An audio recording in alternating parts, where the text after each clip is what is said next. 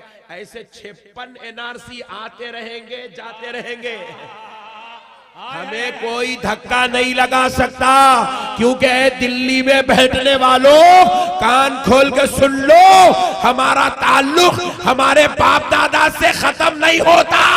हमारा ताल्लुक अजमेर वाले से होकर मदीने वाले मुस्तफा से होता है। हम बचे नहीं हैं, मदीने वाले की खैरात ने हमें बचा लिया है।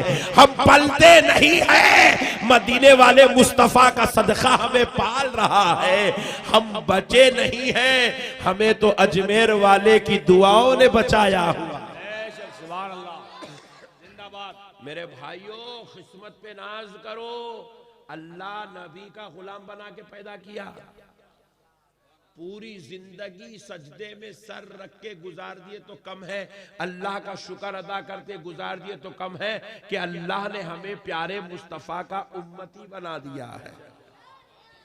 एक अच्छी बात जहन में आ रही है, सुनाता हूं। मिशकात शरीफ की हदीस है कि एक बार हजरत सैयदुना उमर इब्ने खत्ताब रज़ियल्लाहु ताला अन्हु हुजूर के सामने बैठे हुए हैं। कौन? हजरत उमर। बोलो, जरा जोर से बोलो जी। नहीं, हुकूमत दिया, हिंदुस्तान जैसे मुल्क का वजीर आजम बनाया, हिंदुस्तान जैसे मुल्क का वजीर दाखिला बनाया, होम मिनिस्टर बनाया। क्यों बनाया? अल्लाह ताकि बंदों को सुख दो, आराम दो, सलामती दो, शांति दो। शौचालय बनाओ। आज भी 60% हिंदुस्तानी खेतों में बैठ रहे, जाके रोडों के किनारों पर बैठे हुए बेचारे, औरतें बैठे हुए, बच्चियां बैठे हुए, जवान जवान बच्चियां। बनाओ रे भाई शौचालय। एनआरसी, अरे कई गुरे बड़े भाई, ये एनआरसी ये कब है मालूम? एनआरसी के बाद खूब खा के पी के मस्त गम्मत की नींद सो रहे, तब है ये बात एनआरसी के। यहाँ खाने को खाना नहीं है, करने को नौकरी नहीं है, रहने को घर नहीं है, डैश कुदाने शौचालय नहीं है।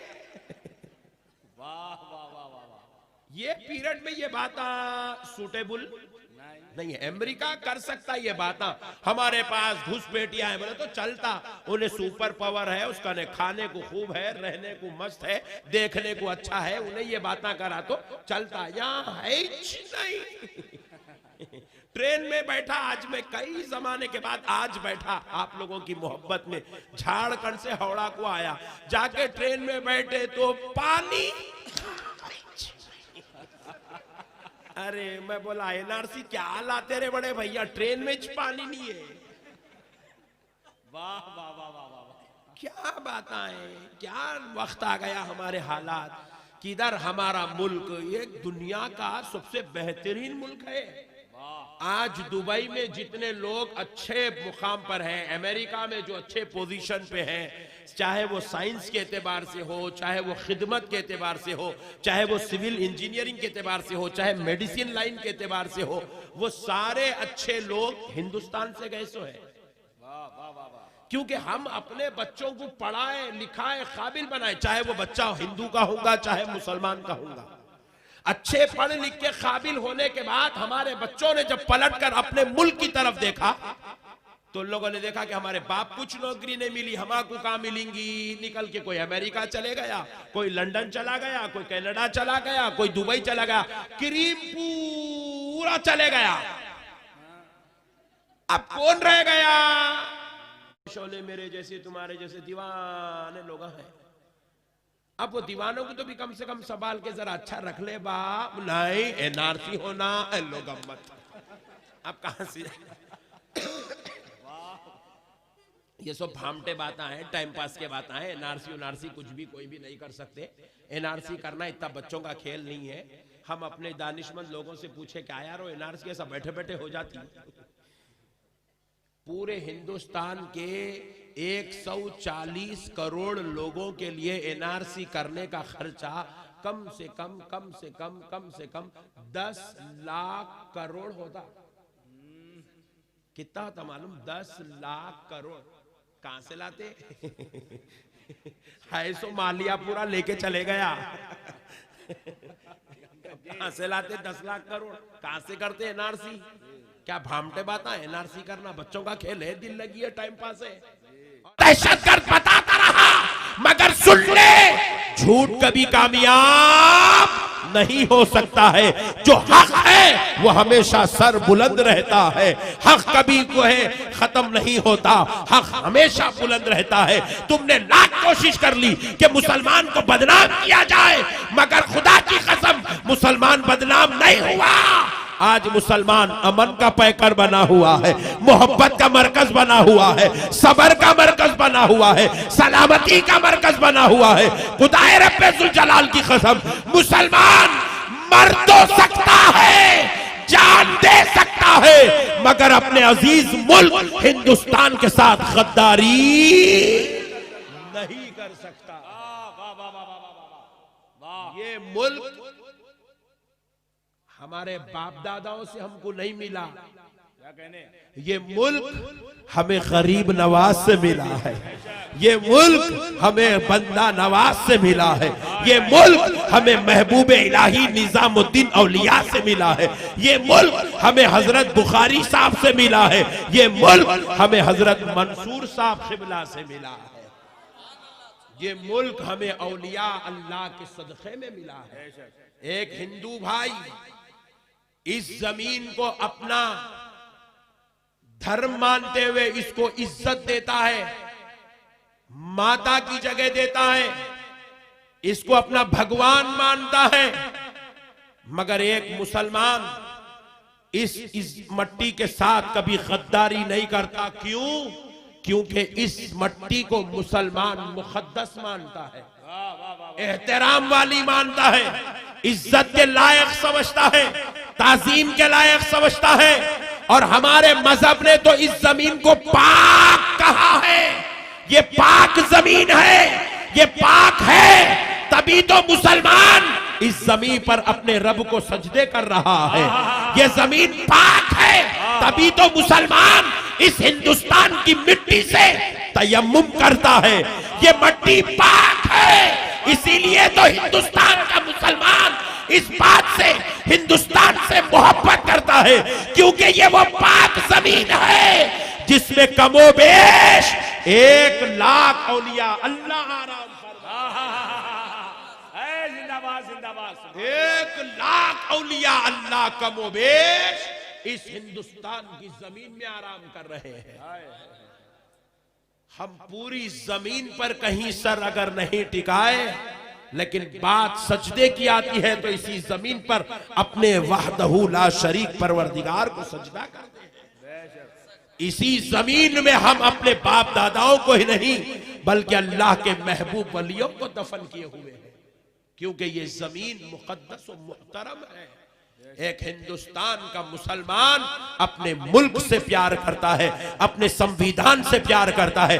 आज शाहीन बाग की औरतें अपना सुहाग बचाने के लिए शाहीन बाग में नहीं बैठी है, अपने बाप की जायदाद बचाने के लिए नहीं बैठी है, अपने भाइयों की इज्जत बचाने के लिए शाहीन बाग में नहीं बैठी है। शाहीन बाग के अंदर मुसलमान की बेटियां, मुसलमान की बीवियां अपना घर बचाने नहीं, अपना मुल्क बचाने के लिए बैठी हुई है, अपना देश बचाने के लिए बैठी हुई है। अपने देश का वो कानून जिसे मोहतरम अंबेडकर राव साहब ने बनाया था, उस संविधान को बचाने के लिए बैठी हुई है। वाह वाह वाह वाह, जिंदाबाद। मेरे भाइयों, अपने मुल्क से हमें मोहब्बत है, और याद रखो ये मोहब्बत हमारे बाप दादा ने हमें नहीं सिखाया। अपने मुल्क से मोहब्बत करना ये मदीने वाले मुस्तफा ने सिखाया है, ये नबी पाक ने सिखाया है। अहादीस मुबारिका की तिलावत करो तो पता चलेगा। ताजदारे कायनात ने कहा, तुम जिस मुल्क में रहते हो उस मुल्क से मोहब्बत करो और उस मुल्क के कानून से मोहब्बत करो। इस संविधान से मोहब्बत हमें हमारे नबी ने सिखाया है। मेरे प्यारे भाइयों, कल तक देशद्रोही देशद्रोही देशद्रोही बोल के मुसलमान को बदनाम किया गया, लेकिन अब इनकी आंखों के सामने रब ने सारे पर्दे हटाकर लाके ठहरा कर दिया। अब ये खुद बेहतर जानते हैं कि देशद्रोही कौन है, देश से गद्दारी कौन करता है, देश को बचाने कौन बैठा हुआ। अल्हम्दुलिल्लाह, ऐ अल्लाह तेरा शुक्र है तूने हमें हिंदुस्तान से मोहब्बत करने वालों में पैदा किया। ऐ अल्लाह तेरा शुक्र है तूने हमें हिंदुस्तान के साथ जो है एहतराम करने वालों में पैदा किया।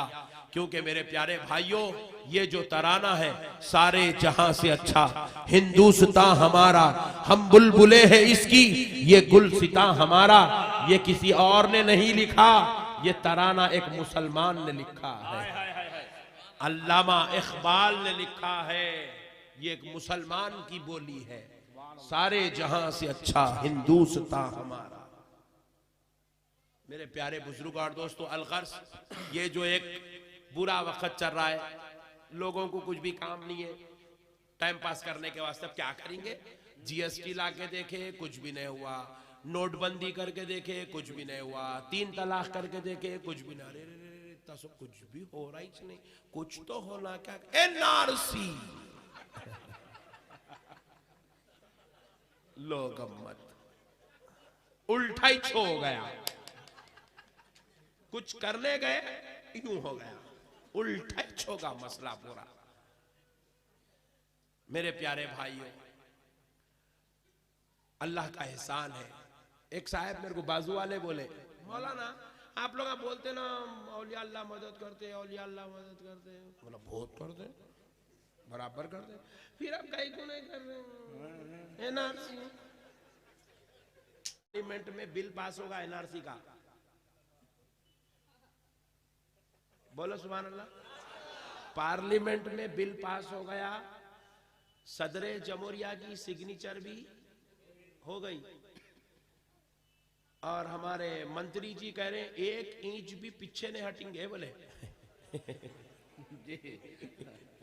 नहीं 1 इंच भी पीछे हटेंगे। फिर अब तक लागू कहीं को नहीं हुआ, पॉइंट टू बी नोटेड। क्यों लागू नहीं हुआ? तू रोका, तुम लोग रोके जाके, तुम लोग एक रियाली निकाले तो नहीं, खुदा की कसम इसलिए नहीं हो सक रहा है क्योंकि अजमेर वाले गरीब नवाज का फैजान जारी हो चुका है। सब कुछ हो गया ना मेरे भाई, पार्लियामेंट में पास हो गया, सदर जमहूरिया की सिग्नेचर हो गई, राज्यसभा में पास हो गया, फिर भी उसके बावजूद अमल में नहीं आया। यही है औलिया अल्लाह का फैजान। तुम तो कुछ नहीं, रुक गया। अजमेर की धरती से आवाज आ रही है, प्यारो तुमने नहीं हमने रुकाया है, हमने रुकाया है, क्योंकि ये हिंदुस्तान किसी के बाप का नहीं है, हिंदुस्तान अजमेर वाले राजा का है। और राजा कभी अपनी प्रजा में फर्क नहीं करता। उस राजा की नजर में ना कोई हिंदू है, ना कोई मुसलमान है, ना कोई सिख है, ना कोई ईसाई है। इसीलिए मेरे उस गरीब नवाज के दरबार में अगर रोजाना 40,000 मुसलमान फूल चढ़ाते हैं तो 10,000 हिंदू भी फूल चढ़ाते हैं, सिख भी फूल चढ़ाते हैं, ईसाई भी फूल चढ़ाते हैं, मर्द भी फूल चढ़ाते हैं, औरत भी फूल चढ़ाती है। मेरे प्यारे बुजुर्ग और दोस्तों, गरीब नवाज ने अपने दरबार में सबको बुलाकर बता दिया, ये बंटवारा करने वालों का दरबार नहीं, मोहब्बत से मिला के रखने वाले का दरबार।